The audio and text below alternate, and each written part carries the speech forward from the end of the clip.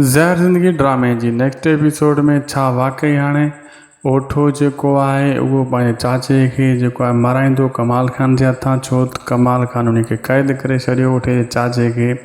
ऐं जावेद वारा वारिस खे पकड़ण में कामयाबु थी वेंदा, या वारिस रस्ते में वरी जावेद वारनि खे सटको ॾेई पोइना रवानो कंदो।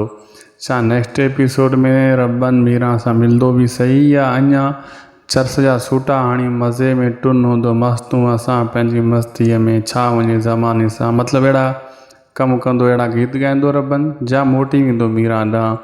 नेक्स्ट एपिसोड में जेको आहे ओठे सां हाणे छा हशर थियण वारो आहे, उन सां वारिस कहिड़ी हालति कंदो, इहो हाल हक़ीक़त तव्हांखे ॿुधायूं था दोस्तो इन एपिसोड में।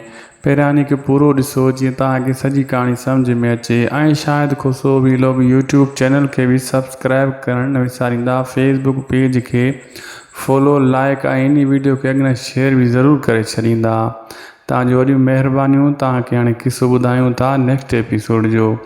दोस्तो वारिस जे पोयां जेको आहे लॻंदा आहिनि जावेद वारा, जेको कमाल खान फ़ोन कंदो आहे जावेद खे, जावेद वारा वेंदा आहिनि कढ, लेकिन वारिस खे शक पइजी वेंदो, उनखे ख़बर आहे ओठो बंदोबस्तु कंदो ऐं जावेद वारनि खे ॾिसी वठंदो आहे वारिस। ऐं उतां रस्ते गाॾी खां लही करे हिकिड़े मतिलबु झंग में भर में हूंदो आहे, उन में पंहिंजी घरवारी सां लही वेंदो आहे। उन खे चवंदो आहे मां इन वाठनि जो बंदोबस्तु कयां, पोइ जेको आहे न हलूं था, ऐं इन जे करे उते ब्रेक ॾींदो आहे ऐं सटको ॾियण जी कोशिशि कंदो आहे जावेद वारनि खे।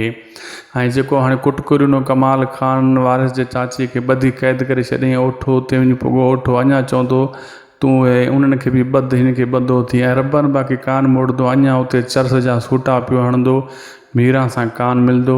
इहो ई नेक्स्ट एपिसोड जी कहाणी। बाक़ी ओठो फ़िलहालु ओठे मथे में घुमरी हूंदी। असांखे ॾींदा इजाज़त, तव्हां सां मिलंदासीं असां नेक्स्ट वीडियो में। ख़ुशि हुजो, आबाद हुजो, ख़ुदा हाफ़िज़।